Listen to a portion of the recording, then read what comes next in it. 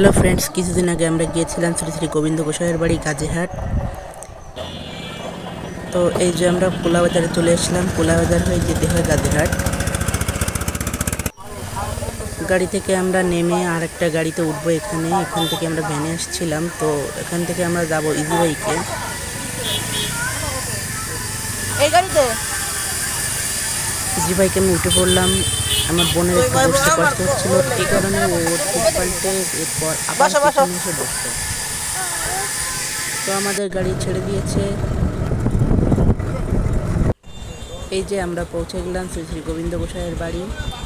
এখান থেকে আমরা ভিতরে ঢুকবো। এইখান থেকে একটা সরু রাস্তা সরাসরি চলে গিয়েছে গোবিন্দ গোসাইয়ের আশ্রমের এখানে। আমরা এইখান দিয়ে হেঁটে হেঁটে যাচ্ছিলাম। এই রাস্তার পাশে এখানে আছে একটা পুকুর, এই পুকুরে এই যে সবাই স্নান করছিল।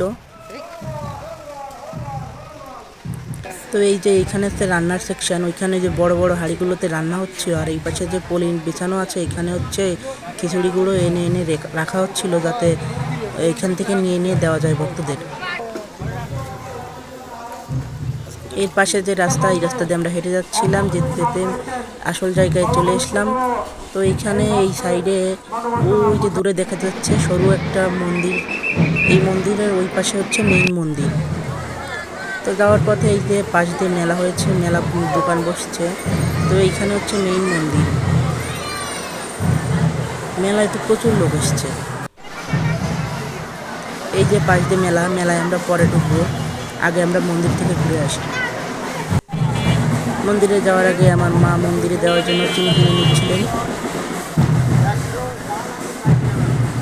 এই যে এখান থেকে আমরা চিনি সরাসরি মন্দিরে ঢুকে গেলাম। মন্দিরে ঢুকেই আমি আশপাশটা ঘুরে করে দেখছিলাম। মন্দিরের ভিতরে মা দশভুজার মূর্তি আছে, এদিকে আছে রাধাকৃষ্ণের মূর্তি।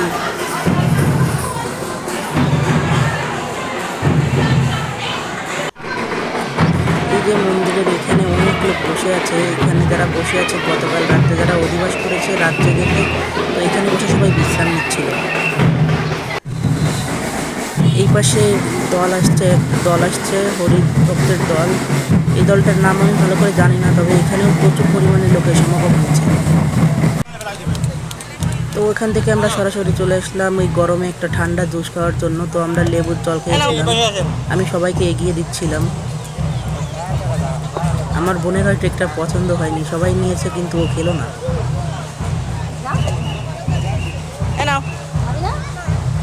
ও খাইনি বলে আমি এটাকে আবার রেখে দিচ্ছিলাম। এটা আমি আর মা অবশ্য পরে ভাগ করে খেয়েছিলাম। তো ওটা খাওয়ার পরে আমার মা সরাসরি পানের দোকানে চলে এসেছে। আমার মার আবার পান খাওয়ার অভ্যাস আছে।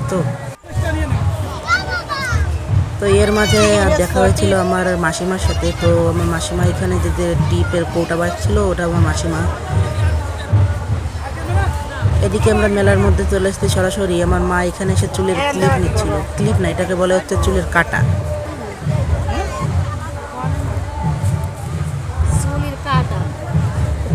এদিকে ভাইটাকে বেশ সুন্দর দেখছিল দোকানদার, ভাইটাকে মাথায় চুলের ক্লিপ নিয়ে। তো ওখান থেকে সরাসরি চলে আসলাম। এদিকে দেখলাম আমার সতীশ মামা এদিকে রুমাল চয়েস করছে। তো এদিকে আবার বাড়িতে আমরা প্রসাদ নিয়ে যাবো বাড়ির লোকেদের জন্য, আমরা একটা কৌটা কিনলাম। এবং এদিকে এসে আমরা আরও কিছু 5টা পাকা কিনলাম। হাত পাকা, এই গরমে হাত পাকা, কারেন্ট চলে গেলে খুবই গরম লাগে, তো তাই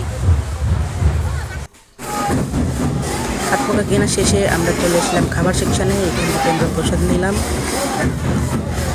এখানে খাওয়া দাওয়ার সুব্যবস্থা ছিল, পেট ভরে যে ভক্ত যত খেয়ে পাচ্ছিল তার জন্য আনলিমিটেড, যে যত খেয়ে পারে।